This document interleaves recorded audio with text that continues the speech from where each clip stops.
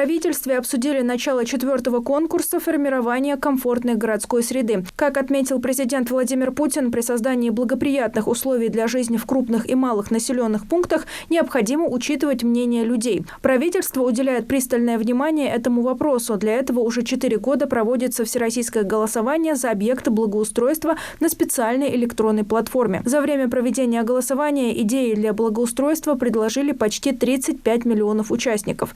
Благодаря этому удалось преобразить около 4,5 тысяч общественных пространств. Владимир Путин поручил обеспечить поэтапную реализацию мероприятий по борьбе с гепатитом С и минимизировать риски его распространения. Для этого правительство в ближайшие 3 года будет дополнительно направлять регионам по 4,5 миллиарда рублей ежегодно. С помощью федерального финансирования будут закуплены лекарственные препараты для амбулаторного лечения пациентов, находящихся под диспансерным наблюдением. Учитывая вложения самих регионов, всего на борьбу с гепатитом С в течение 3 лет будет выделено порядка 18 миллиардов рублей. Это позволит обеспечить терапией около 76 тысяч человек.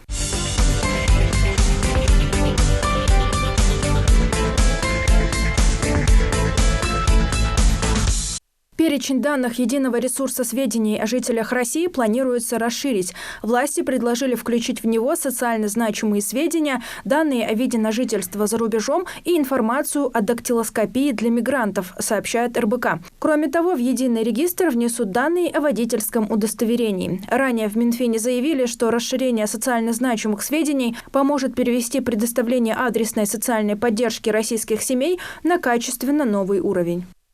С 1 апреля изменятся правила сдачи экзамена на водительские права. До истечения срока административного наказания сдать на водительские удостоверения не смогут лишенные за пьяную езду и отказавшиеся от медосвидетельствования. Если кандидат не смог сдать экзамен с 3-го раза, то попробовать свои силы на 4-й попытке он сможет в срок от 6 до 9 месяцев со дня предыдущего экзамена. 1 апреля при подаче заявления на сдачу экзаменов и выдачу водительского удостоверения надо будет предъявить СНИЛС.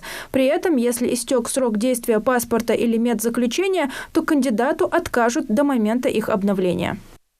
Глава Федеральной налоговой службы Даниил Егоров на коллегии ведомства сообщил, что поступления налогов в бюджетную систему России в 2024 году вырастут на 12%, до 52,5 триллионов рублей. Поступления от налога на доходы граждан по повышенной ставке в 15% вырастут на 75%, до 280 миллиардов рублей, передает его слова Интерфакс. Наибольший рост инвестиций наблюдался в 2023 году в производстве готовых металлических изделий, компьютеров, электронных и оптических приборов, электрооборудования, автотранспортных средств. Об этом свидетельствуют данные Росстата. Общая сумма инвестиций в основной капитал по итогам прошлого года составила более 34 триллионов рублей, что выше показателя 2022 года на 9,8%. Эта сумма включает в себя вложения малого бизнеса и досчетные инвестиции, не наблюдаемые прямыми статистическими методами.